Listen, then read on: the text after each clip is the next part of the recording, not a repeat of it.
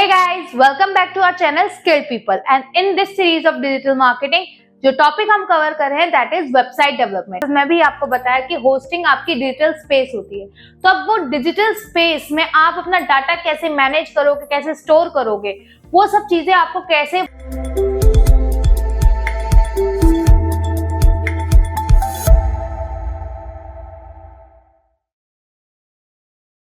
Hey guys, welcome back to our channel Skilled People and in this series of digital marketing जो topic हम cover कर रहे हैं that is website development. अब तक हमने इस वेबसाइट डेवलपमेंट के टॉपिक में what is website, what are web pages, website का स्ट्रक्चर, नेविगेशन, सीएमएस सिस्टम क्या होता है, कितने टाइप के सीएमएस सिस्टम होते हैं, कौन सा पर्टिकुलर सीएमएस सिस्टम किस टाइप की वेबसाइट को सपोर्ट करता है, और इन द लास्ट क्लास हमने जो थोरोली डिस्कस किया था वो उन वेबसाइट के बारे में बात की थी जहां से आप अपनी डोमेन होस्टिंग परचेज करते हो, और होस्टिंग परचेज करने के बाद आप अपनी वेबसाइट पे नेक्स्ट स्टेप क्या लेते हो उसके बारे में हम आज इस क्लास में बात करेंगे। So let's get start with the video.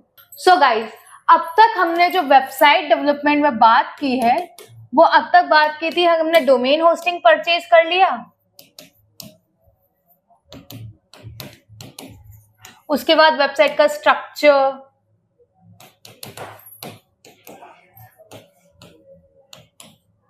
Logo, colour code, हमने ये सब चीजें फाइनल कर ली थी। अब उसके बाद जब हमने डोमेन होस्टिंग परचेज की है तो जैसे कि मैंने अपनी प्रीवियस क्लासेस में भी आपको बताया कि होस्टिंग आपकी डिजिटल स्पेस होती है, तो अब वो डिजिटल स्पेस में आप अपना डाटा कैसे मैनेज करोगे, कैसे स्टोर करोगे, वो सब चीजें आपको कैसे कैसे चीजें समझनी है वो सब हम आज की इस क्लास में समझेंगे। तो जब आप किसी भी वेबसाइट से होस्टिंग परचेज करते हो तो वहां से आपको एक चीज मिलती है that is C panel. Yes, ये सी पैनल आपको मिलता है जिसकी फुल फॉर्म है कंट्रोल पैनल। अब जैसे कि आप समझ पा रहे हो उसके नाम से, कंट्रोल पैनल एक ऐसा डैशबोर्ड है जहां से आप अपनी वेबसाइट को कंट्रोल कर सकते हो। अब वेबसाइट को कैसे कंट्रोल करना है, देखिए इस पैनल के थ्रू आपको फुल्ली एक्सेस मिलता है अपनी वेबसाइट का, चाहे वहां आपको आपकी वेबसाइट की फाइल मैनेज करनी हो, पीएचपी मैनेज करनी हो, वहां से आपको ईमेल जनरेट करने हो, डोमेन, सब डोमेन, इन सब चीजों के बारे में सारे जो कंट्रोल्स होते हैं वो इसी सी पैनल के अंदर होते हैं। और इसी सी पैनल के अंदर से हम लोग अपने सीएमएस सिस्टम भी डाउनलोड करते हैं, सीएमएस सिस्टम भी इंस्टॉल करते हैं, जिसमें हम फाइनल करते हैं कि हम वर्डप्रेस से बनाएंगे, जुमला से बनाएंगे या किस XYZ सीएमएस सिस्टम से अपनी वेबसाइट बनाएंगे। तो ये सारी डिटेल्स जो होती है वो इस सी पैनल में होते हैं, जिसको आज हम थोड़ी डीपली आज की क्लास में समझेंगे। तो अब हम बात करते हैं आज की नेक्स्ट स्टेप के बारे में, जैसे फीचर ऑफ सी पैनल, मतलब कौन कौन सी जगह हम सी पैनल के थ्रू अपनी वेबसाइट को किस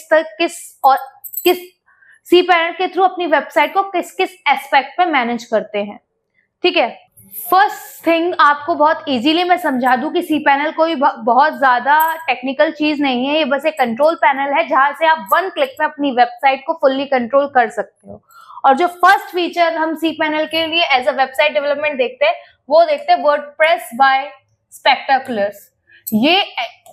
ये इस तरह का एक फीचर होता है जो हमें सी पैनल के अंदर क्लियरली मेंशन किया जाता है, जहां हमें जाकर अपना सीएमएस सिस्टम इंस्टॉल करना पड़ता है, जो हमें अलग डैशबोर्ड प्रोवाइड करता है जहां से हम अपनी वेबसाइट बनाते हैं।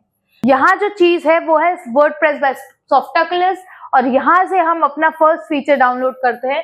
यहाँ हम जाके, ऐसा नहीं कि हम सिर्फ वर्डप्रेस डाउनलोड कर सकते हैं, वहां और भी सीएमएस सिस्टम दिए गए होते हैं, बट मैं वर्डप्रेस के बारे में इसलिए बता रही हूँ कि हम जिस सीएमएस सिस्टम पे काम करेंगे दैट इज वर्डप्रेस। और वर्डप्रेस को चूज करने का मेन रीजन यही है कि वर्डप्रेस पे हर तरह की वेबसाइट सपोर्टिव होती है, आप किसी भी तरह की वेबसाइट बना लेते हो। तो ये फर्स्ट फीचर होता है जो सी पैनल के थ्रू आप मेनली एक्सेस करते हो। स्पेक्टाकुलर्स बाय वर्डप्रेस या वर्डप्रेस बाय स्पेक्टाकुलर्स, ये जाके आप इंस्टॉल करते हो, उसी के बाद आप अपनी वेबसाइट डेवलपमेंट शुरू कर सकते हो।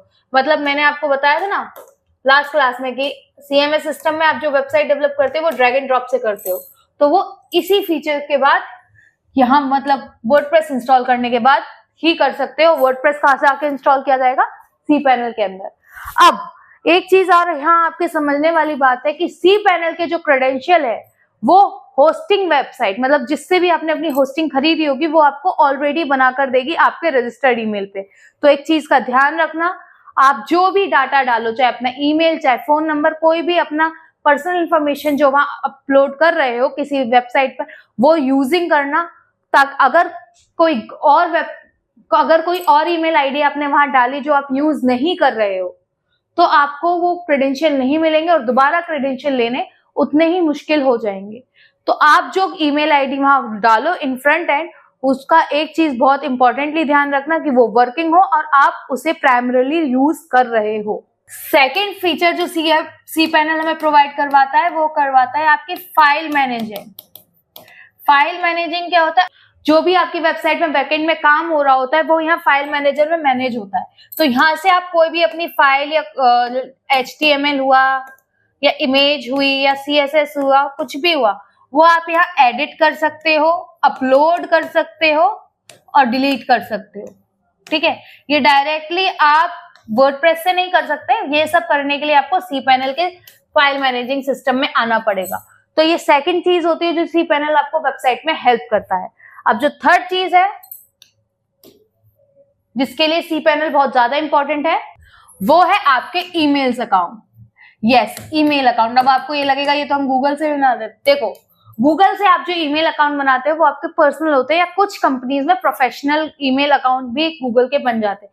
But in professional field, in corporate world, in this system जहां आप वेबसाइट से आप किसी भी बड़ी कंपनी में काम करोगे, वहां यहाँ एक एडमिन ईमेल होता है, उसी से कई सारे ईमेल्स बनाए जाते हैं जो आपस में इंटरकनेक्टेड होते हैं। तो ये एक तरह की चेन चलती है जहां अगर कोई भी चीज हो रही है तो वो एडमिन को पता हो। तो इस तरह का जो कॉर्पोरेट ईमेल बनता है, जो मेन बिजनेस में ईमेल बनाए जाते हैं एक दूसरे से इंटरकनेक्टेड, वो ईमेल्स आप यहाँ बना सकते हो। अपने बिजनेस से रिलेटेड एक प्रोफेशनल ईमेल आईडीज भी आप जनरेट कर सकते हो।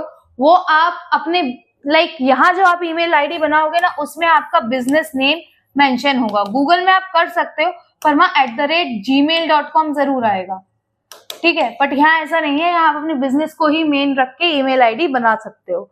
तो आप मतलब समझ रहे हो आप cPanel पे क्या क्या कर सकते हो। आप वर्डप्रेस इंस्टॉल वहीं से करोगे तभी आप मतलब कोई भी CMS सिस्टम इंस्टॉल कर सकते हो, तभी आप वेबसाइट डेवलपमेंट कर पाओगे। सेकेंडली, आप फाइल मैनेज कर सकते हो, कोई चीज डिलीट करनी है, अपलोड करनी है, एडिट करनी है, रिमूव करनी है, सब चीजें। एंड थर्ड होता है प्रोफेशनल ईमेल्स। एक ऐसे ईमेल जो आपके बिजनेस ओरिएंटेड हो, जिनका नाम भी आपके बिजनेस से चले, जो टेक्निकली प्रोफेशनल कॉर्पोरेट लाइफ में चलते हैं, प्रोफेशनल कॉर्पोरेट वर्ल्ड में चलते हैं। अब यहाँ आप डोमेन प्लस सब डोमेन्स भी बना सकते हो। ये जो हम नेक्स्ट बात कर रहे हैं, डोमेन, जो भी आपका मेन डोमेन है उससे रिलेटेड भी आपको वर्डप्रेस यहाँ इंस्टॉल होता है, और यही इन्हीं डोमेन्स के सब डोमेन्स भी आप cPanel से ही बनाते हो। सब डोमेन्स क्या होते हैं? वेबसाइट, आपके जो मेन डोमेन है उसके कुछ सब पार्टनर्स जिसको आप हेल्प करके कुछ हेल्पिंग साइट्स बना सकते हो, या किसी और टॉपिक पर भी वेबसाइट बनाना चाहो तो बना सकते हो। तो आप ये जो डोमेन है ये तो आपने परचेज किया है, पर सब डोमेन जो आप जनरेट कर सकते हो वो सिर्फ cPanel से कर सकते हो। ठीक है, और यहाँ cPanel के जब सब डोमेन बनेंगे तो उसका जो वर्डप्रेस डाउनलोड होगा वो भी सिर्फ cPanel से होगा। तो cPanel का काम यहाँ बहुत सेंट्रलाइज्ड है कि cPanel ही हर चीज मैनेज करेगा। उसके बाद अब हम जो नेक्स्ट चीज की बात करते हैं, SSL सर्टिफिकेट, जो मैंने आपको लास्ट वीडियो में भी मेंशन किया था, सिक्योरिटी सॉकेट लेयर। ये जो सर्टिफिकेट्स है ये भी आपके एड ऑन इंस्टॉल सबको cPanel पे होगा। यहाँ पे आपको cPanel में ही एक्सेस चाहिए होता है। ठीक है, तो आप समझ रहे हो आपकी वेबसाइट का पूरा सेंट्रलाइज कंट्रोल cPanel के पास होता है, इसलिए cPanel इतना इंपॉर्टेंट है। इसलिए ये पूरी डेडिकेटेड वीडियो मैंने cPanel के ऊपर बनवाई है ताकि आप समझ सको कि cPanel इतना इंपॉर्टेंट क्यों है, इसे इतना अथॉरिटी क्यों मिली हुई है। अब लास्टली जो मैं आपको बताने वाली हूँ, cPanel का जो मेजर यूज है वो है बैकअप। ठीक है, आपकी पूरी वेबसाइट का बैकअप जो मेंटेन करता है वो cPanel ही करता है। वेबसाइट में जितनी फाइल हैं, जितनी इमेजेस हैं, डाटा है, वो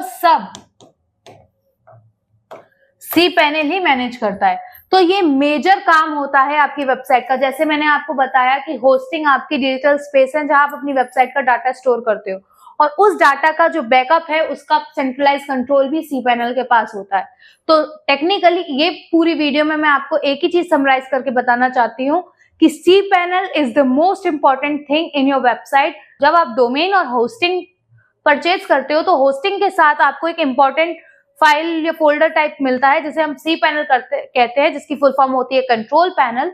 और ये कंट्रोल पैनल आपकी पूरी वेबसाइट को कंट्रोल करता है, चाहे आपको CMS सिस्टम करना हो, चाहे आपको कोई चीज एडिट करनी हो, वेबसाइट के जो लाइक पेरेंटल कंट्रोल्स है उसमें कोई एडिट करना हो, तो वो सारी चीजें cPanel से होती हैं। होपफुली ये वीडियो आपको समझ आई होगी, और अगर इससे वीडियो से रिलेटेड कोई भी क्वेश्चन या क्वेरी है, do let us know in the comment box. और ऐसी और इन्फॉर्मेटिव वीडियोस के लिए like, share, subscribe and obviously hit the bell icon.